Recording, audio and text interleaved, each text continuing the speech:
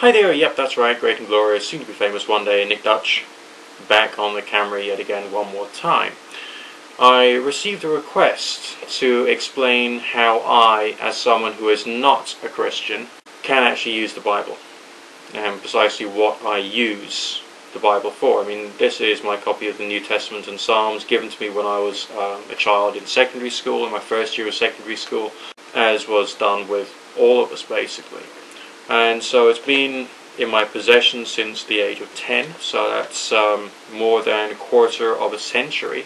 And I'm just going to share with you some of the passages that are here that I think has some kind of importance.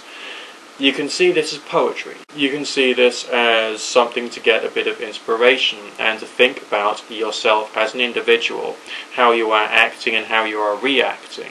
It doesn't mean to say that you must obey or that the words here are descriptive of you. No.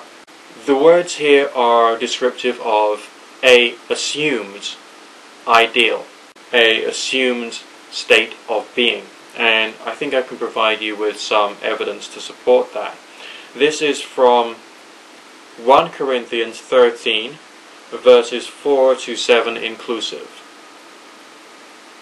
Love is patient, love is kind, it does not envy, it does not boast, it is not proud, it is not rude, it is not self-seeking, it is not easily angered, it keeps no record of wrongs. Love does not delight in evil, but rejoices with the truth. It always protects, always trusts, always hopes, always preserves. Alright, now, that passage is interesting, because people think about the word love in a number of different ways. Let's think about the first three words. Love is patient. If I think about my behavior and my action towards certain things, I can read this and think, have I actually been patient? And therefore, by inference, have I been loving? And in many ways, I'm a very impatient individual, so I can think about the instances in which I've been impatient, and maybe I can try and, if not tell myself off for it, then try and correct the way that I'm thinking about a particular thing, and I can try and bring myself back into check just by doing a bit of reading and contemplation. I mean, remembering the words as if you are a stage actor about to perform to someone is one thing. Thinking about the words and honestly applying it to the issues that you've got is another. That's why this particular section is very, very good. It says also, love is kind. In what ways have I been unkind in the past few days or weeks or months or years? I can just use it just for contemplation and reflection, okay? I mean, I said something to someone who was close to me earlier on today, which basically I shouldn't have done, and it was rather unkind. Yes, sure, there's all kinds of reasons and justifications I could have given for that particular bad behavior, but I still did it. So it might be appropriate for me to then approach that same person tomorrow and to maybe explain myself and to apologize so that I can basically move forward and there can be forgiveness going on between myself and them, and it won't disturb my friendship with that individual. So, and I got that through reading this and thinking about something in my life. It does not mean to say I'm a Christian, it means to say I'm looking at the words and I'm thinking about them, and I'm thinking about how I can apply what's in here to me. It does not envy. I'm a right one for envy. You know, if you're not very wealthy, you're worried about your bills and all the rest of it, you can get envy. Some people say, well, that would be a positive thing because that would give you motivation. Well, you know, you can have motivation without being in a state of envy. Just through wanting to be more successful and working harder to achieve your goals. There's different ways of doing it. It does not boast. Yeah, I'm not normally boastful, but you know, I do screw up once in a while there, so I've got to think about that as well. It is not proud. No, we do need a certain quantity of pride to be able to survive. Pride in our appearance, for instance. But I suppose it's a question of whether the pride in our appearance or the pride in whatever overtakes us. So we've got to make sure that's in balance, maybe. Okay, so we can try and see that in perspective. Is it the pride in my appearance which owns me, or do I own the pride in my appearance kind of thing? It is not rude. Well, I'm pretty imperfect there as well, so I can think about some ways in which I have been rude, and I can try and learn more about how to be appropriately polite, depending upon the circumstances. I mean, this is my whole point here. I can think about the words, I can think about things which I've done, things I've said, and I can try and grow from it. I'm using it for reflection. I'm not reading this as someone who is a person who believes in God. I'm reading this with a critical eye, but with self-reflection and contemplation and introspection.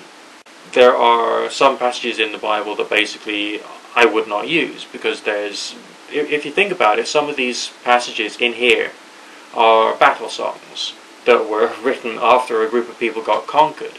So they have their importance to that particular group of people, that particular period in history, when Tribe A was fighting Tribe B for land, territory, places to grow crops, all the rest of that stuff. But it's not really relevant to myself as an individual who's trying to use the contents of this book to help me to not be a jackass and to try and grow up more. That's essentially what I'm using it for. And again, it's not because I'm a Christian. Because I'm not. I identify with deism. I believe in basically thinking and building up a spirituality with time that grows with me, which I can criticize or get rid of, and I can be very doubting of dogma and doctrine. This section here, which I'm reading from, is not an example of dogma and doctrine. What it is something which can be considered to be something which is there to help me to think, and there to help me to think about me, to try and make sure my behavior is more socially appropriate, psychologically appropriate, and it's not damaging myself or other people. And I'm not going to be perfect at it. I'm going to be imperfect at it because I'm screwed up enough to be average. I'm normal-ish. Okay? So, this is an opportunity for me to think more. So, I'm using it in a similar way that someone else might use a divination exercise. Because there's something in what I'm seeing in front of me which I can then use for reflection. Where's the other bit I wanted to read out to you? This is verse 12. Again from Corinthians 1:13. Now we shall see but a poor reflection as in a mirror. Then we shall see face to face. Now I know in part. Then I shall know fully, even as I am fully known. Well, that's a confession, isn't it? That's a confession of ignorance. I mean, earlier on there it says, where is it now? For we know in part, and we prophesy in part, but when perfection comes, the imperfect disappears. Now, does that mean to say I'm ever going to be perfect? No, that's a hypothetical statement. If there is such a thing as perfection, and I could actually be perfect, then all the imperfections goes away, and I can understand properly and clearly and truly. But being a human being, we all have things which distort our perspective on reality. Anyone who says, I know this 110% about certain specific things could be wrong. Alright? They could be wrong. And that goes for me as well. That goes for you. That goes for anyone here on YouTube. That goes for anyone you could meet, and on a wide variety of different subjects. So this is a message reminding me to essentially be humble to the quantity of things I don't know. And also a statement to suggest that with the passage of time, I'm going to understand more. But it's still going to take time. That's why there's the word then in it.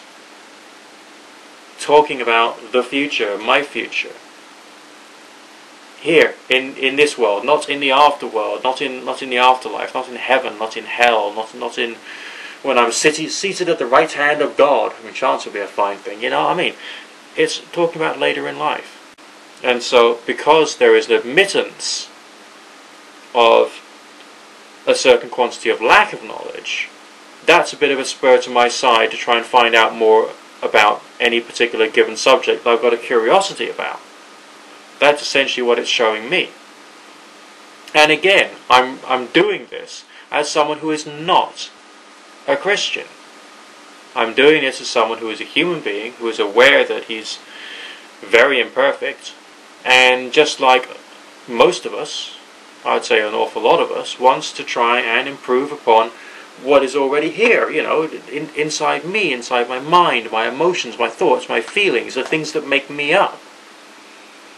And therefore, this is a spiritual text, because spirit being your being, not your ghost, but your being, your essence, who you are, your personality, your thoughts, your feelings, that is your spirit, or your essence, or your personality, that's part of your spirit.